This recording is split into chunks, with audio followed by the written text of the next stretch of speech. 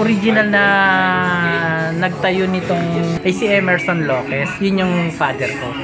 So way back 50 years ago siguro yun, or more than, sculptor na siya.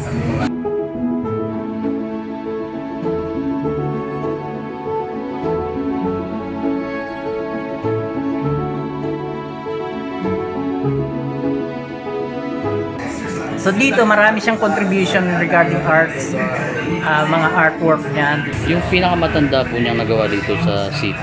Ang pinakamatanda niya yun sa St. Joseph the Worker, pero mas matanda pa din yung nasa Assumption.